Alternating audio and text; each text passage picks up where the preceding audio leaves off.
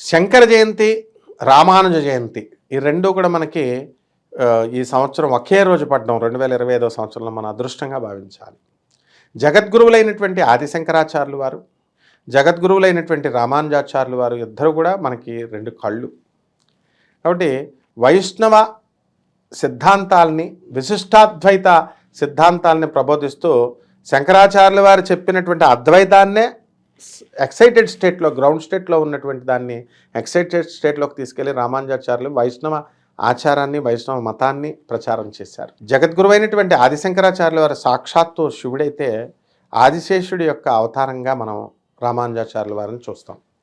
ఇక మనం జగద్గురువులైనటువంటి ఆదిశంకరాచార్యుల వారు మనకి మతాలన్నీ కూడా కొట్టుకుంటున్నాయండి, వితండ వాదాలు చేసుకుంటున్నాయి. శైవులు వీరశైవులు, వైష్ణవులు వీర వైష్ణవులు, శైవులు వైష్ణవులు, కాపాలికులు, కౌలాచారం, ఇలా రకరకాలుగా వామాచారం అని నరికేసుకుంటూ మేకల్ని గోళ్ళని నరకడం కాదు, మనుషుల్లే నరికేస్తున్న తరుణంలో వీళ్ళ యొక్క అజ్ఞానాన్ని పోగొట్టడానికి సాక్షాత్తు పరమేశ్వరుడే జగద్గురు అయినటువంటి ఆదిశంకరాచార్యుల వారిగా భూమి మీదకి రావాల్సిన పరిస్థితి వచ్చింది. అది మనల్ని అందరినీ కూడా ఉద్ధరించడానికి గురు రూపంలో వచ్చారు. అందువలన ఆదిగురువైనటువంటి ఆ పరమేశ్వరుడే మళ్ళీ ఆదిగురువుగా ఆదిశంకరుడిగా వచ్చారు. జగద్గురువుగా ఆయన్ని గుర్తించారు సమాజం. అసలు జగద్గురువు అనగానే కేవలం మనము మొట్టమొదట గుర్తొచ్చేది ఆదిశంకరాచార్యుల వారే. ఇంకా ఉన్నారు, కృష్ణం వందే జగద్గురు అంటాం, కృష్ణుడిని అంటాం. అలాగే దత్తాత్రేయ స్వాముల వారిని, నరసింహ సరస్వతి వారిని జగద్గురువులు అంటాం. మరి మెయిన్గా మనం అనేటటువంటిది జగద్గురువు అనగానే ఆదిశంకర్లు వస్తారు. అటువంటి జగద్గురువులైనటువంటి ఆదిశంకరాచార్యుల వారు వైశాఖ మాసం మరి ఈ యొక్క శుక్లపక్షంలో ఈ రోజున మనకి జన్మించడం మన అదృష్టంగా భావించాలి. మరి దశమి రోజున హనుమత్ జయంతి అయితే మనకి స్వామివారు మనకి ఈ వైశాఖ మాసంలో పుట్టడం మన గురు పూజోత్సవంగా మనం భావిస్తాం. గురు పూజోత్సవ దినంగా ఈ రోజున మనం అందరం ఏం చేయాలి అసలు శంకరాచార్యుల వారి కంటే, మనం ప్రొద్దున్నే లేచి గురు పూజోత్సవం చేయాలి. గురు పూజ ఉంటుంది కంపల్సరీ, సంవత్సరం అంతా చేయకపోయినా సరే కేవలము ఈరోజు మాత్రం కంపల్సరీ ప్రతి మనిషి చేయాలి. అసలు యాక్చువల్గా మనం అందరం కూడా స్కూళ్ళల్లో చదువుకున్నాం, గురుకుల్లో పాఠశాల వేద విద్యలు చదివిన వాళ్ళు కానీ, మరి ఇంగ్లీష్ మీడియం స్కూల్లో మామూలుగా మెకాలే సిస్టమ్స్లో చదివినటువంటి మనందరం కూడా చదువులు అయిపోయిన తర్వాత కనీసం స్కూల్ ముఖం చూడం, కనీసం చదువులు అయిపోయిన తర్వాత మాస్టర్లకు ఒక యాపిల్ పండు పట్టుకెళ్ళి ఇవ్వం. ఇంకా గురుకుల శిక్షణలో ఇంకా సాంప్రదాయం నడుస్తుంది. గురువుగారు కనబడితే వేద విద్య నేర్చుకున్న వాళ్ళు కాస్త గుర్తుంచుకుంటారు, ఏదో ఒక యాపిల్ పండో అరటి పండో దక్షిణిస్తారు. కానీ ఇంగ్లీష్ చదువులు చదివి సాఫ్ట్వేర్ ఇంజనీర్లుగా, డాక్టర్లుగా కోటాను కోట్ల రూపాయలు స్థాపించినటువంటి వాళ్ళు కేవలం రీయూనియన్ అన్న పేరుతో వాళ్ళ యొక్క అధికారాన్ని చూపించుకోవడానికి మాత్రమే వాళ్ళ యొక్క మేము ఈ స్టేజ్లో ఇంజనీర్లు అయ్యాం అని గొప్పలు చెప్పుకోవడం కోసం ఫ్రెండ్స్ కోసం కలుస్తారు తప్ప హృదయపూర్వకంగా మరి ఒక్కొక్కడు 5 లక్షలు 10 లక్షలు ఇవ్వచ్చు కదా. ఎక్కడో ఉంటారు 5% మంచి వాళ్ళని తీసేయండి, వాళ్ళు డబ్బులు ఇచ్చి ఐఐటి మెడ్రాస్ మేము చదువుకున్నటువంటి కాలేజీకి మరి పాత అలుమ్ని అంతా కూడా కొన్ని కోట్లు వసూలు చేసి ఇచ్చింది. అది వదిలేయండి, స్కూళ్ళకి ఏం చేస్తున్నారు మీరు, జూనియర్ కాలేజీలకు ఏం చేస్తున్నారు, డిగ్రీ కాలేజీలకు ఏం చేస్తున్నారు. ఇప్పుడు ఇదంతా కనీసం అదంటే ఇన్స్టిట్యూషన్స్కి చేస్తున్నారు, టీచర్స్కి ఇండివిజువల్గా మీరు ఏం చేస్తున్నారు? గురు పూజ ఏమి లేదు.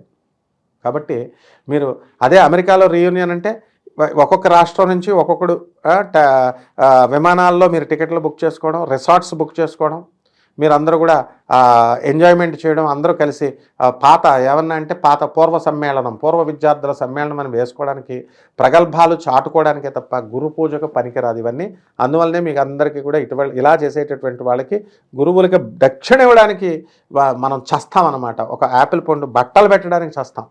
ఎలా వస్తుంది గురువు నుంచి ఆశీర్వాదం? గురువు ఆశీర్వాదం లేకపోతే మీకు పిల్లలు లేనటువంటి వాళ్ళు పిల్లలు పుట్టరు, సంతానం తర్వాత చదువు లేదు మా పిల్లలు చదవట్లేదండి అంటే జ్ఞాన శూన్యులుగా చేసేస్తాడు గురువు.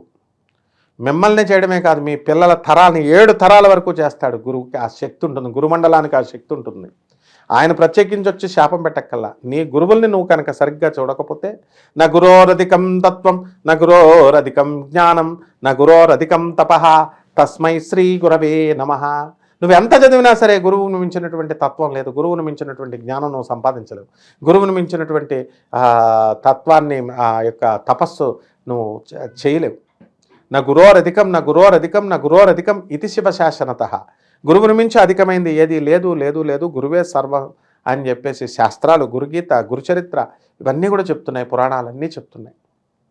మరి అటువంటి గురువులకు చేయకుండా మీరు ఎట్టి పరిస్థితుల్లో మీరు చదువుకున్న ప్రతి టీచర్కి మీరు ఇవ్వాల్సిందే, గురు రుణం లేకపోతే మిగిలిపోతుంది. కాబట్టి నీ తల్లిదండ్రులు నిన్ను పెంచినప్పుడు, నీకు తల్లి నిన్ను నవమాసాలు పెంచి పోషించినప్పుడు నువ్వు తిండి పెట్టడానికి ఏడుస్తున్నావు. తల్లిని ఒక 3 నెలలు, తండ్రిని ఒక 3 నెలల కింద డివైడ్ చేసుకుంటున్నారు అన్నదమ్ములు.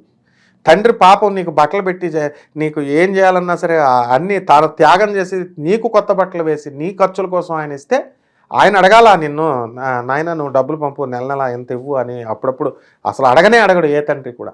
ఇది నీ బాధ్యత, నువ్వు తండ్రిగా నువ్వు నాకు డబ్బులు వెళ్ళి మీ నాన్న జేబులో పెట్టడం, మీ అమ్మ జేబులో పెట్టడం నీది బాధ్యత. ఇవన్నీ చెప్పగలిగేవాడు ఒక గురువు మాత్రమే. వాడే నిజమైన గురువు, వాడే శంకరాచార్యుడు. అంతేగాని మీరు ఎవరైతే ఇలా చెయ్యరో మిగతా వాళ్ళందరూ ఇప్పుడు ప్రవచనకారులు ఉంటారండి, స్వామీజీలు ఉంటారు, వాళ్ళకి ఏం అవసరం, వాళ్ళు చెప్పరు. వాళ్ళు ఇప్పుడున్న పీఠాధిపతులు ఏమైనా చెప్తారా మీకు, మీ అమ్మని చూడు, నువ్వు వెళ్ళి డబ్బులు పెట్టు, మాకు ఇవ్వు అంటారు. కాబట్టి వాళ్ళే అన్నాడు అవరు. కానీ జగద్గురు అయినటువంటి ఆదిశంకరాచార్యులు, రామానుజాచార్యులు వారు వీళ్ళ చెప్తారు. Because they are social reformers, సమాజ సంస్కరణ చేసినటువంటి వాళ్ళు, అండ్ కులమతాలకు అతీతంగా విద్యాబోధన చేయించినటువంటి వాళ్ళు.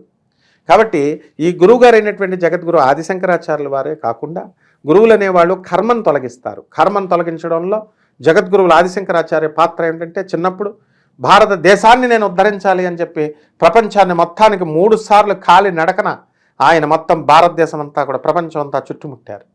తిరిగేసి వచ్చి ఈ యొక్క ఖండాల్లో వ్యాపించినటువంటి మూఢనమ్మకాలన్నింటినీ వాళ్ళతో వాదించి వాళ్ళని కన్విన్స్ చేసి కాశ్మీర్లో సర్వజ్ఞపీఠం పైన ఆయన జగద్గురువుగా అందరూ ఒప్పుకొని ఆయన ప్రతిష్ఠించారు.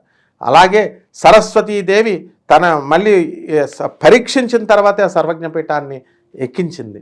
నాయనా నువ్వు శమంలోకి వెళ్ళి పరకాయ ప్రవేశ విద్యతో వెళ్ళి ఆ రాణితో నువ్వు వాళ్ళతో ఉన్నావు కాబట్టి ఈ విషయం మీద కొంతమంది ప్రజలకి అనుమానాలు ఉంటాయి, దాన్ని విడదీయడం కోసమే నేను ఈ సర్వజ్ఞపీఠం ఎక్కే ముందు, అధిరోహించే ముందు నీకు పరీక్ష పెడుతున్నానంది. ఆ పరీక్షలో పాస్ అయ్యాడు ఆయన.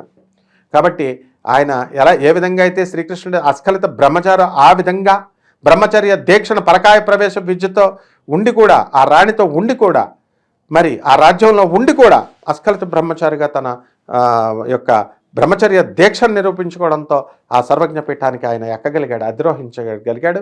ఈనాడు ప్రపంచానంతటినీ కూడా మార్గదర్శనం చేస్తున్నాడు. తర్వాత జగద్గురువైనటువంటి ఆదిశంకరాచార్యులు వారు, మరి ప్రపంచంలో ఉన్నటువంటి కోటీశ్వరులు చాలామంది ఉన్నారు. మరి వాళ్ళ దగ్గరికి ఎవరు భిక్షకు వెళ్ళడు ఆయన. అలాగే జగద్గురువులైనటువంటి నృసింహ సరస్వతి స్వాముల వారు ఎంతోమంది ధనవంతులు ఉంటే గానగాపురంలో వాళ్ళ ఇంటికి వెళ్ళరు, పేదవాళ్ళ ఇళ్ళకి వెళ్తారు. దుర్యోధన సార్వభౌముడు ఆయనకి ఎంతో నవరత్న మాణిక్యాలు ఇవన్నీ ఇస్తూ పరమాన్నాలు, వేడివేడి భోజనాలు తెస్తే శ్రీకృష్ణ పరమాత్మ, జగద్గురు అయినటువంటి శ్రీకృష్ణ పరమాత్మ వాటి వైపు కన్నెత్తి చూడకుండా సుధాముడు కుచేలుడిచ్చినటువంటి మురుగుపోయినటువంటి అటుకుల్ని బలవంతాన అతను ఇవ్వకపోయినా అతని దగ్గర లాక్కొని కొంటె పనులు చేస్తూ అతని దగ్గర లాక్కొని తింటాడు. వీళ్ళందరికీ ఒక ప్రశ్న వస్తుంది, ధనవంతుల ఇళ్ళకి వెళ్ళకుండా ఇలాంటి దరిద్రుల ఇళ్ళకి వెళ్తారేంటి అంటే, దరిద్రులను ఉద్ధరించడానికి రా, బుద్ధి లేని వెధవల్లరా అని చెప్పడం కోసం సాక్షాత్తు జగద్గురువులు అందరూ ఏం చేస్తారంటే, పేదవాళ్ళ ఇళ్ళకి వెళ్ళి జగద్గురు ఆదిశంకరాచార్యులు వారు ఒక నిరుపేదైనటువంటి ఒక స్త్రీ దగ్గరికి వెళ్ళి, అమ్మా భిక్ష అని అనగానే, అయ్యో పాపం ఈ అబ్బాయికి భిక్ష పెట్టకపోతే, చిన్న పిల్లోడు సన్యాస దీక్ష తీసుకున్నాడు, మధ్యాహ్నం అన్నంతో ఉండదు ఇతనికి అని, నా దగ్గర నేను చాలా పేద్దాన్ని, నేను తిందామని స్వామివారికి పరమేశ్వరుడికి నైవేద్యం పెట్టుకున్న ఒక రావి ఉసిరికాయని ఇతనికి వేసేస్తాను, లేకపోతే కడుపు ఆకలితో ఉండిపోతాడు ఇతను అని చెప్పేసి ఆ రావి కాయను వేసేగానే, ఏమిటి ఈమెకి ఇంత కర్మ అని చెప్పి జగద్గురు ఆదిశంకరాచార్యులు వారు దివ్యదృష్టితో చూస్తే ఆమెకి ఉన్నటువంటి కర్మ అంతా అర్థమైంది. లక్ష్మీదేవిని ఆజ్ఞాపిస్తాడు, భోలక్ష్మి అమ్మ ఇవ్వు అని అడిగితే ప్రాధేయపడి ఆజ్ఞాపించాడు. ఐశ్వర్యం ఈశ్వరాదిత్యత్, ఐశ్వర్యం ఈశ్వరుడి చేతిలో ఉంటుంది. కాబట్టి లక్ష్మీదేవి క్యాషియర్ మాత్రమే, పరమేశ్వరుడు మేనేజర్ ఆదేశిస్తేనే లక్ష్మీదేవి ఇవ్వాలి, క్యాషియర్ ఇవ్వాలి. వీళ్ళిద్దరూ కూడా అధికారం లేదు, వాళ్ళ కర్మలుంటేనే. అప్పుడు బ్యాంక్ని ఇలాగా అకౌంట్ చూస్తుంది, వీడికి ఈ అమ్మాయికి ఉందా అని. మన పాపపుణ్యాలను చూస్తుంది, పుణ్యం లేదు, ఇవ్వడానికి కుదరదని క్యాషియర్ చెప్పింది లక్ష్మీదేవి. శంకరాచార్యులు వారు ఏం చేశారు, under the special description power of Jagadguru Adi Shankaracharya status I dismiss this bad karmic effects, her bad karmic effects అని ఆమె ఆ యొక్క కర్మలన్నింటినీ, చెడ్డ కర్మలన్నింటినీ డిస్మిస్ చేసి పారేశాడు. అది కర్మను తొలగించడం అంటే. జగద్గురువులు చేసే పని అది. చేసేగానే అప్పుడు లక్ష్మీదేవి ఎస్ నాయన నౌ షీ సెలెక్టెడ్, ఇప్పుడు నేను ఇవ్వడానికి సరిపోతానంటే ఇచ్చేసాయి అంటాడు. అప్పుడు కనకధార ఈ యొక్క ఉసిరికాయలు, బంగారపు ఉసిరికాయలతో పడింది. కనకధారాస్తవం ఆ లక్ష్మీదేవిని నమోస్తు హరివల్లభాయై నమోస్తు విష్ణుపత్ని అంటూ పాడతాడు. పాడేసరికి లక్ష్మీదేవి ప్రసన్నమై ఆమెని కుబేరులను చేస్తుంది. ఆమెను ఇప్పుడు కూడా కాలడి గ్రామంలో కేరళలో జగద్గురు ఆదిశంకరాచార్యుల వారు ఆమె కురిపించినటువంటి ఆ ఉసిరికాయలు ఆమె వంశీకులు ఇంకా ఉన్నారు, ఆమె ఇంట్లో ఉన్నాయి. ఏ విధంగా అయితే షిరిడి సాయిబాబా అక్కడ లక్ష్మీబాయికి ఇచ్చినటువంటి నవవిధ భక్తులకి ప్రతీకగా 9 రూపాయి నాణ్యాలు ఎలాగైతే ఉన్నాయో అలా ఈ యొక్క కనకధార స్తవనం చేయడం వల్ల, పారాయణ చేయడం వల్ల ఆ బంగారు పుస్తకాలు ఉన్నాయి ఇప్పటికి కూడా. మనం వెళ్ళి చూడొచ్చు. That is Jagadguru Adi Shankaracharya.